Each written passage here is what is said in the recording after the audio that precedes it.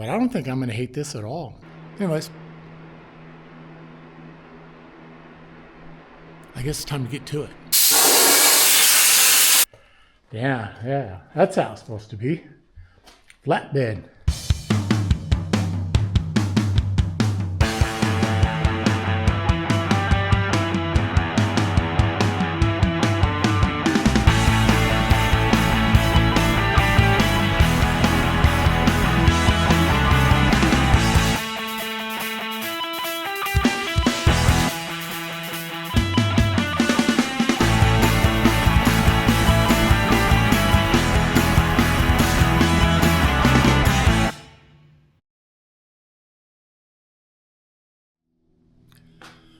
Well, welcome back. We're going to do another video here on the Golden Eagle project, CJ5 conversion to a truck.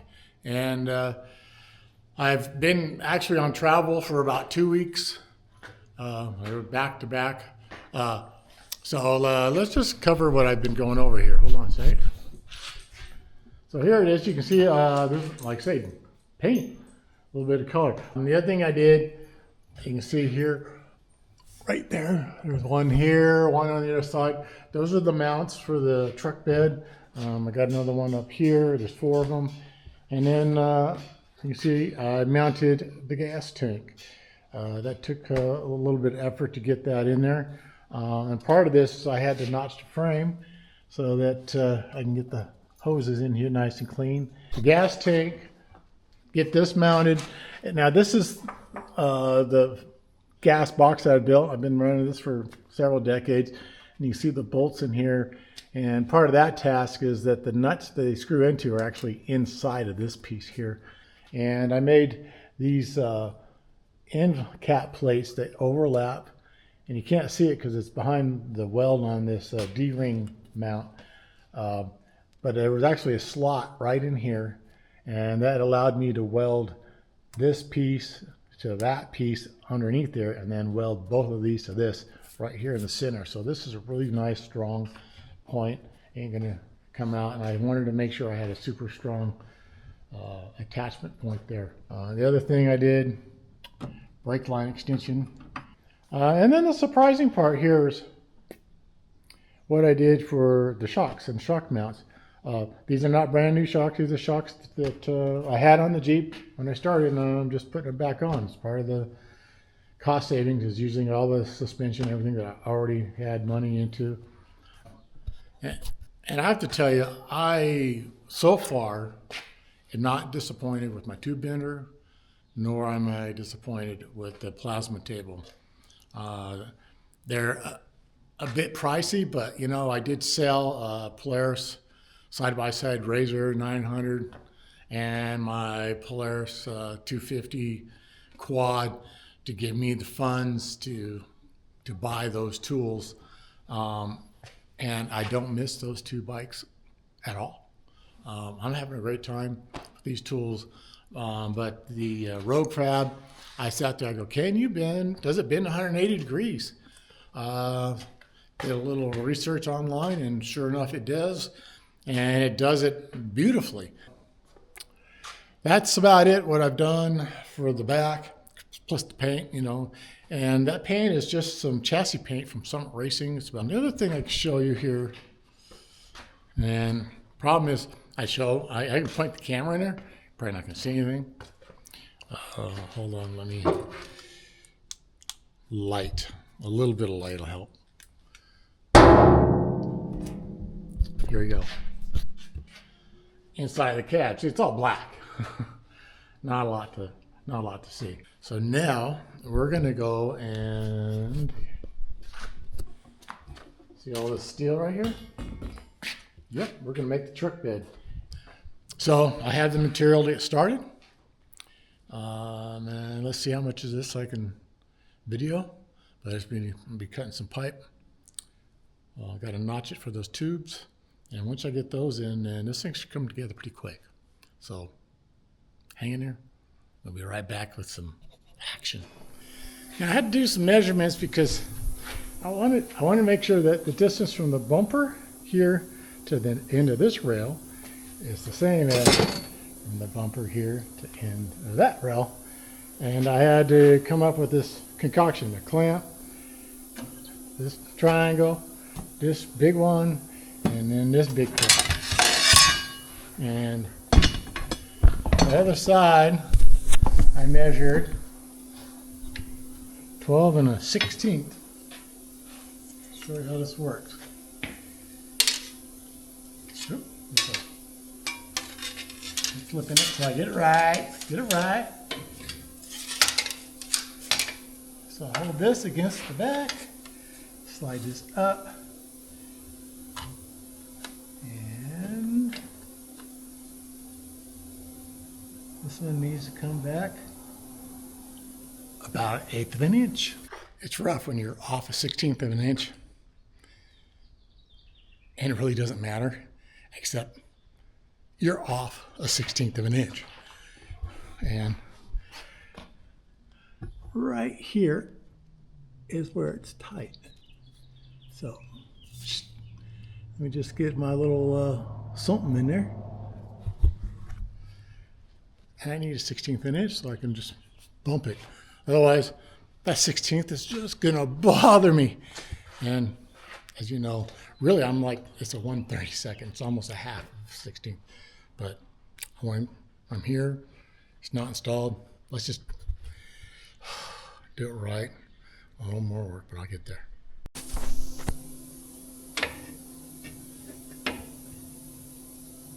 Yeah, I got my 1/16 of an inch. Woo. So what we want to do now, we want to set so I can take it in and out all I want.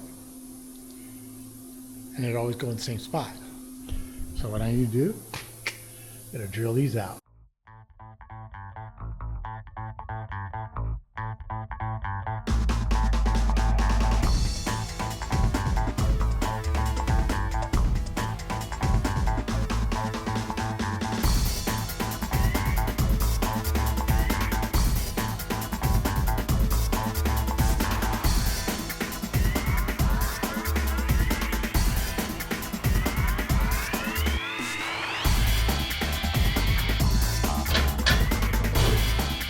Hey.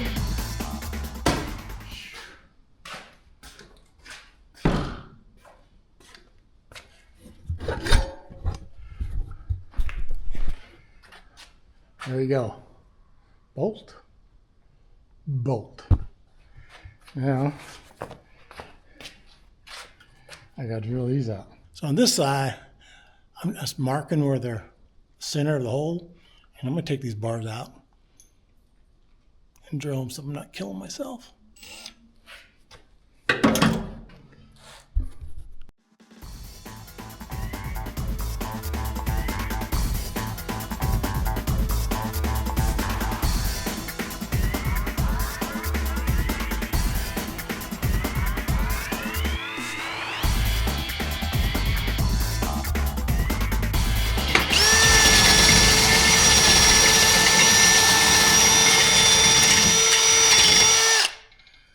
All right. Well, that's it for today's lesson in how to not drill and how to not drill another way. Oh, that was a workout. Didn't need the gym this morning.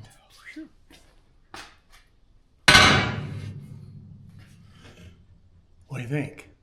But I don't think I'm going to hate this at all, because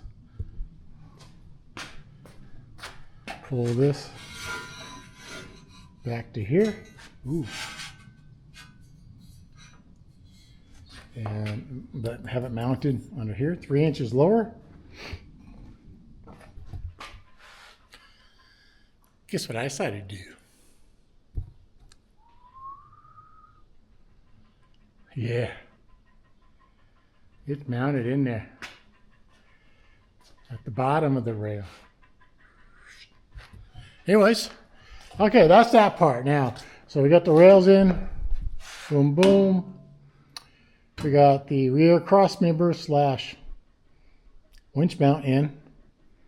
Now we have other cross members going in here, and I need to go do some planning And I know what I want. I gotta do some measurements, make sure I get what I really want, and I can do what I want.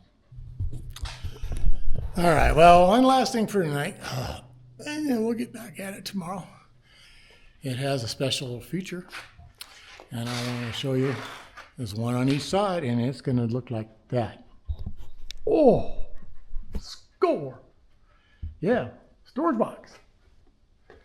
Trucker storage box, even better. So this will be, that's where a key keeps the water out of it. By the way, it's just resting on here. It's not bolted in or anything. And there you go, storage. And like a little table to put stuff until you figure things out. I kind of like it. I always wanted a safe spot for my toolbox and stuff and get it locked up. Never room in the Jeep. I mean, just keep it in there, but. All right, well, see you tomorrow morning right now. Boom. Well, good morning. I had a nice restful night. But boy, my back was sure tired. Moving that steel around, they're real long. It's not very ergonomic when you're carrying them. Boy, it just wore my back out. I knew kind of what I wanted, but like I said, this is on the fly. I don't know what I'm going to do until I do it. And so here we go. Here's backside. I am a sucker for a dovetail truck bed. I always loved them. 1/2 inch from the end. For some reason I just want this end to be prominent, sticking out. And one thing I had to do, I had to sacrifice this side of this support bracket. It just wasn't enough room. I had to find on the other side. It's just because of this gas hose coming through there. So made it real easy for the other side because I saw angle was already cut. That's where I'm at right now.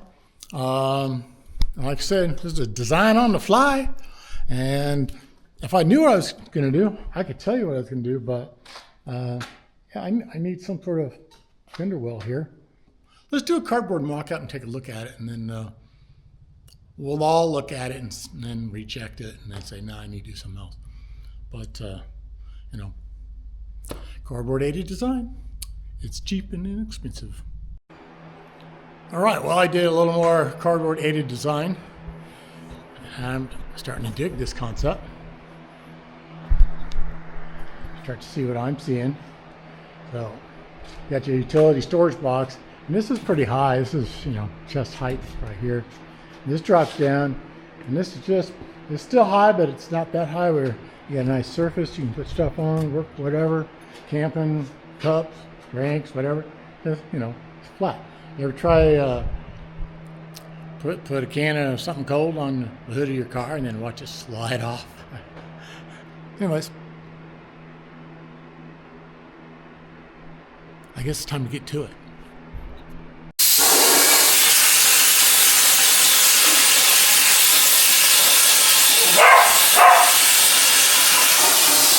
Off right.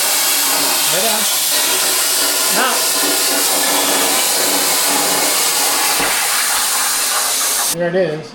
I wanted to give it something to cut, so I'll just slice those off. But that looks like 100 inches per minute. Just ripped it right out. So let's take it out of there and go see how it works. Unfortunately, you can't watch me do the carry thing because it's going to take 2 hands. But I'll meet you over by the Jeep. Look, I got plenty of room. Now all I got to do is I got to bend the wings down.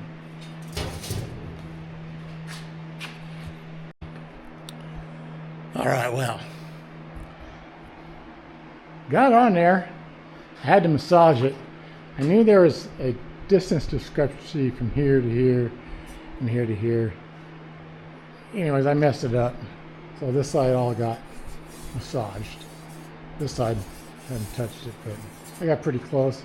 And then to bend these, I just back cut it with the grinder and then bend it over the table. One side I bent over the other side I could bend it with the clamp and then bend it up. So that's how I bent it. It's on there.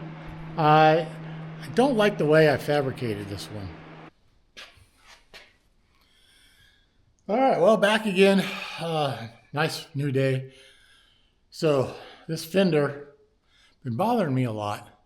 So I changed directions, and I'm going with this. Put the frame around here. This other idea with the over here, that just turned out to be, it got too complicated.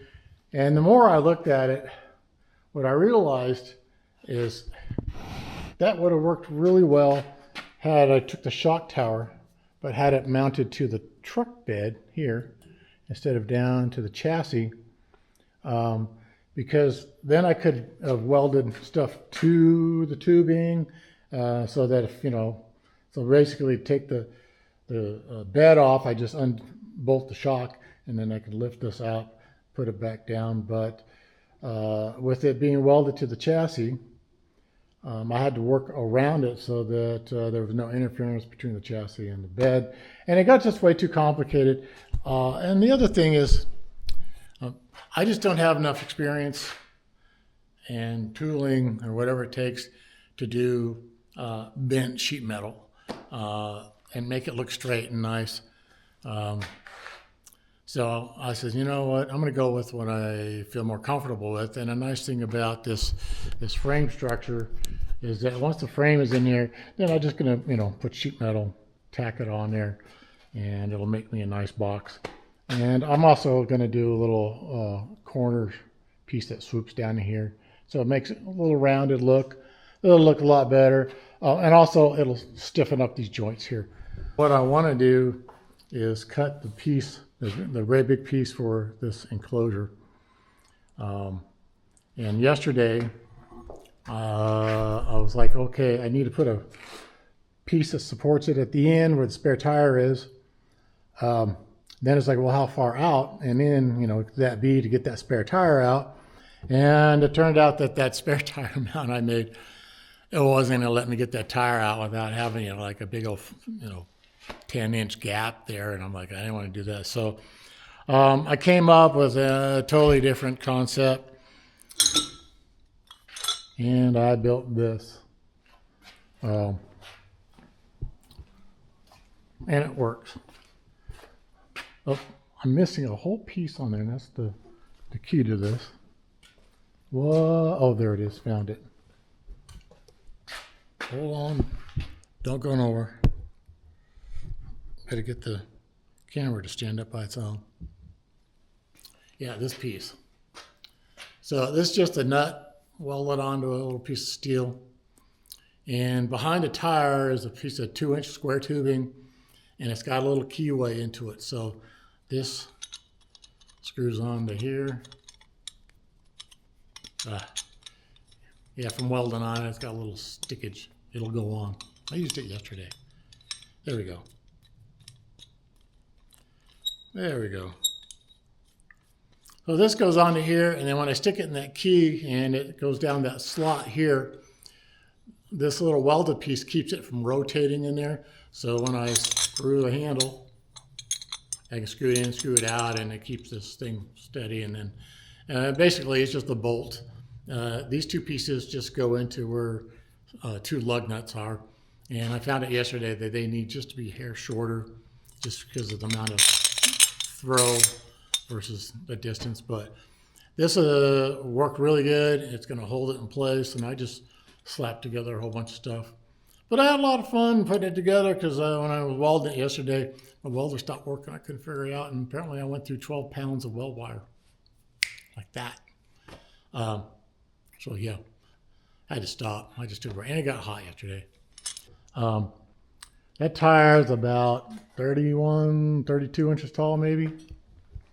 And it was the factory tire from my Chevy Tahoe. So I'm going to go from a 5 on 5.5 to a 6 on 5.5, which is just Chevy bolt pattern, with some wheel adapters on there. And then that way I can just run that spare tire. I can almost run that spare tire. See the bore in the center? Not big enough to go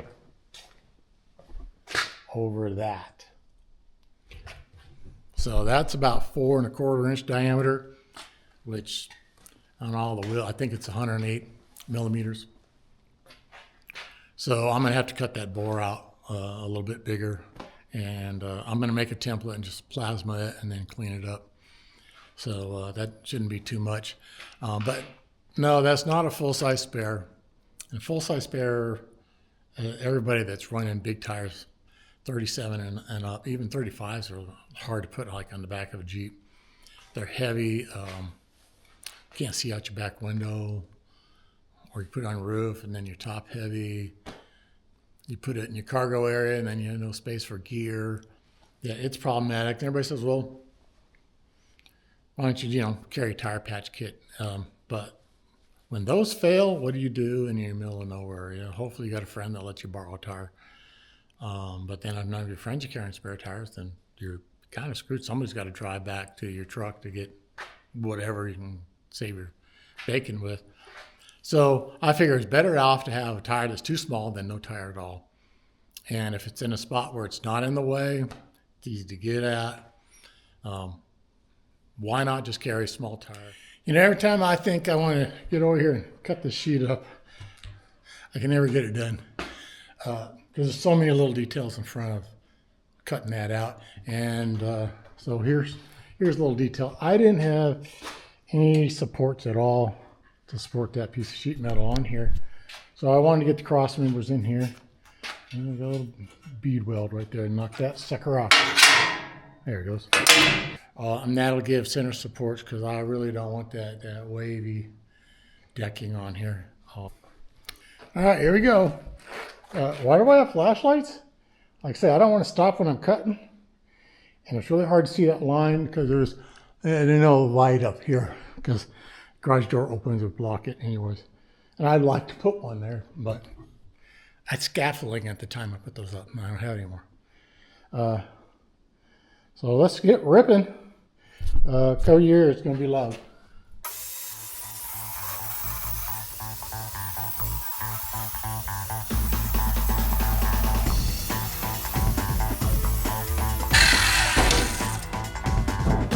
Oh yeah! It cuts really good, but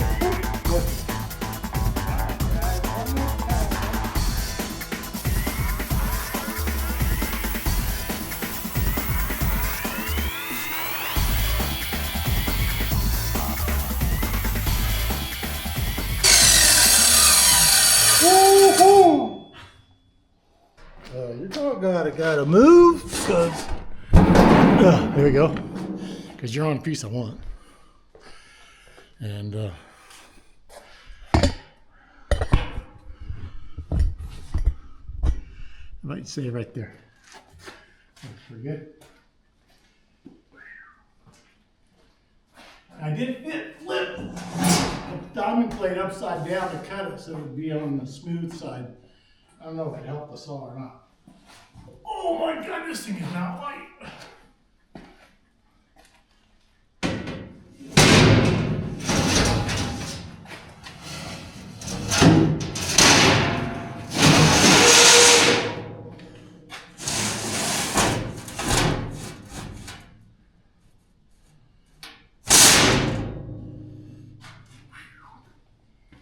Yeah.